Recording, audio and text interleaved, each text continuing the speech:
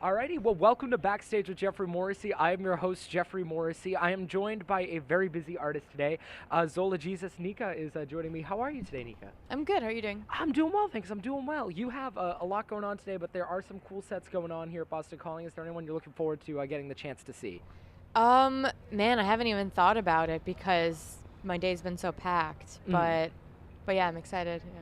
There you go. There you go. Well, one of the interesting things that we have going on is this Natalie Portman experience, Natalie Portman and Friends at the arena here at Boston Calling. So much about this has been kept under wraps. So for our listeners who weren't able to make it out to the festival who are listening now, tell us a little bit about what's going on at the arena today. Well, today I don't even know how much has been disclosed or whatever, but I guess it's the day of show, so whatever. So Natalie hit me up and asked me if I wanted to do a score to a short film, and I agreed because that's something I've always wanted to do. It seemed like a really interesting thing, and the short film that she had recommended was one that I was already a huge fan of, and so it just was like a no-brainer. And so I think like St. Vincent did one before yesterday, and luckily 47 did one as well. Exactly. That must be one, when Natalie Portman hits you up, that must be just such a wow experience. Yeah. But for a film that you already know, that must have been a lot of pressure to try and get it right, for lack of better words. Yeah, I tried actually not to think about it so much because the film itself is so abstract and kind of like dreamlike that I was like, let me just set up some parameters, get some instruments, and then just, I never play the same every time. And so it's just really sort of like subconscious or something. Of course. And then so we have you at 2 p.m. at the Blue Stage today, which will be a great show. It's one of the earlier shows, and there, especially with Boston Calling with overlapping sets, there are always sort of two choices to make. So when you're at a festival and people might not know who Zola Jesus is, how do you work to sort of attract the audience or keep people there who've never heard your music? Well, at festivals, I usually play like more of my bangers and less of like my really slow, sad songs. There you go. Because I just am reading the crowd, and I know that that's what they want at a festival. So I do that, and then also just generally, I know that people probably aren't there to see me, so maybe I try to be a little more extroverted than usual. But yeah, I don't know. I don't know if I'm necessarily festival music, but I'm always happy to play them because it's a good opportunity to try to like seduce people into my world or whatever. Well, there you go. And you always get the cool venues in Boston. You were at the ICA the last time you were here. Yeah, right? I love that place. Oh my God, it's such an interesting place to see a show. It is, yeah. Well, if you're ever having a difficulty with the crowd today, the Celtics are in Game 7. Just say something about that, and that's always an applause man, line. tell me about it. I want them to win, though, because they're against the Golden State Warriors, right? Or Not yet, hopefully. Are they against the Cavs? They're against the Cavs. Yeah, I want the Golden State Warriors and the Cavs to lose, so I'm all for the Celtics, 100%, and for the Rockets. There we go. We have a Celtics fan among us. This is great. I want to read you a quote that I found that you gave it to another interview. I'm coming to terms with the fact that there is no fully realized self. You are who you are, and that power is always within you. I can only imagine what a powerful conclusion that is to sort of come to. So tell me about how that sort of changed your sort of outlook on the world, and when you think about yourself, what is that power that you specifically possess? Well, I think like so much through life, I just felt like I wasn't doing the right thing. I wasn't the right person. There was something wrong or something, and over time, I just kind of realized, like, there's nothing wrong because you are exactly who you are. Like, for instance, I have a really bad stage fright, and so if I get up on stage and if I make a mistake or forget words or mess something up, it's like, that is what it's supposed to be. There's no right, there's no wrong. There's just the one path. And so once you kind of reconcile with that, the world kind of opens up and makes it easier to get through the days. Yeah. No, of course. And then when you are playing songs off this new record, Okovi, one of the songs that just struck me on that was Siphon. What a powerful song. And is that one that's difficult to sort of play live and one that sort of brings up emotion on stage? Because I could only imagine sort of reliving that. Well, each verse is more powerful than the next almost. Yeah, that one's pretty difficult just because of the subject matter, and it's very direct, it's very literal. And so it's been the one that's been more difficult to play.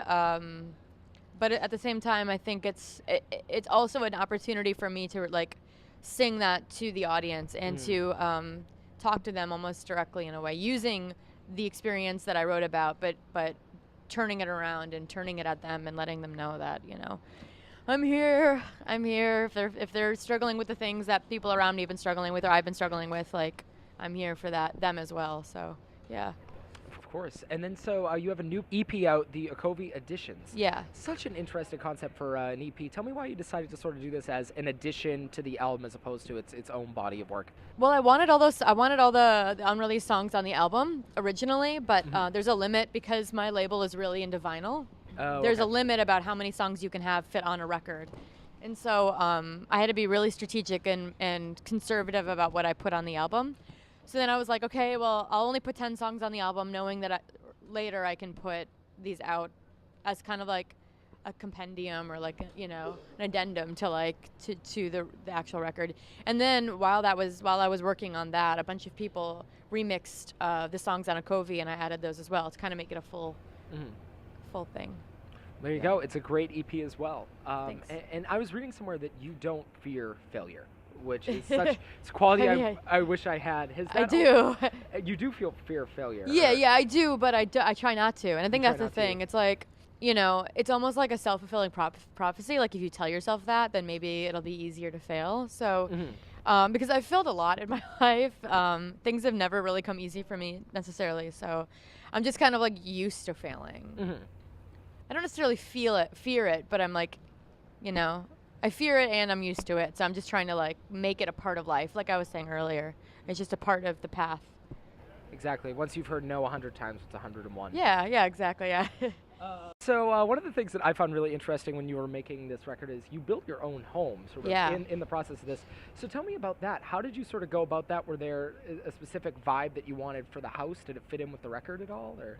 Well, no, but at the same time, building a house is kind of like making a record because it's like you're building a universe. And so that was really fun. It kind of felt like the energy that I put into writing music was the same kind of energy I put into the house, because it's like I designed it. I drew it out, and then I had an architect make the plans, but yeah, everything that went into it was like a decision, and the decision one decision is a part of a bigger decision or a bigger thing, and just like a record. And so it did kind of feel like that, which was cool. But no, I didn't really make it after the record or with the record, because then I would be afraid that the next record I make, I'd have to build another house, and I don't want to do that. I never want to do that again. That becomes a burdensome process at a certain point when one begets the other. Yeah. And then so I remember the first time I listened to a Kobe, I had it on Spotify, and I was just it was on, for lack of better words, in the background. And then I got to a certain point where it just sort of took me, and I'm like, I can't be doing anything else right now. I just have to fully listen to this record. So do you recommend listening to this in a certain place? Like if you could envision someone sits down with this on their phone or on their Walkman, if people still use that, and try and listen to your album, where should they be doing that? I mean, I think that if anything, I would just, I think any musician that makes an album would be happy if someone just sat down and listened to the whole thing. Or they're walking and they're listening to it, or they're just in their room, but just listening to it from beginning to end. That's like a big ask of people these days, because people don't listen to music like that anymore so much. But that's step number one. Step number two, if you want to go further, I would say listen to it while walking. You're either walking through the city at night, or you're walking in the woods, or you're letting the environment also seep into the music. And I think that would be really interesting. Otherwise, in a dark room, Well, a black room. A black room, okay. Yeah. Even if it is an ask, it is well worth your time, that I can certainly say. Thank you. Well, Boston Calling, this festival takes place over Memorial Day weekend. A question I've been having a lot of fun with asking everyone: what is either your first or favorite memory of music? Of music? I thought you were going to say Memorial Day, and I was like, yeah, exactly. It's a tough one. Went to a cookout once. I know, yeah. A great barbecue. My first memory of music? Or favorite, if that's... Yeah. As a kid, okay, so my dad's kind of like a bodybuilder, and when I grew up, he would always be in the weight room, and my brother and I would hang out with him while he was working out. And he would be listening to like Talking Heads or Devo or like Oingo Boingo or, something like that. And so, or Dead Kennedys or something. So I just remember, like, I associate that music with my childhood and kind of with like getting buff.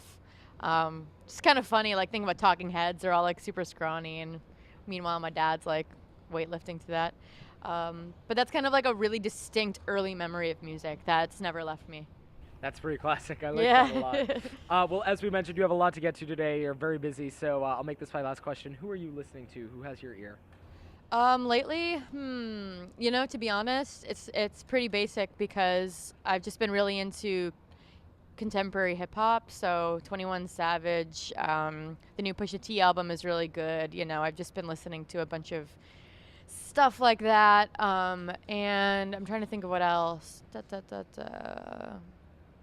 Yeah, honestly, just like I'll just end up putting the radio on and listening to hip hop, because it kind of is feeding my soul right now. But those are kind of the basic ones. There you go. And if you're not listening to A Covey by Zola Jesus and the Editions EP, damn it, you should be. Stop what you're doing. Do it right now. Thank you so much for the time today, Nika. Thank you very much.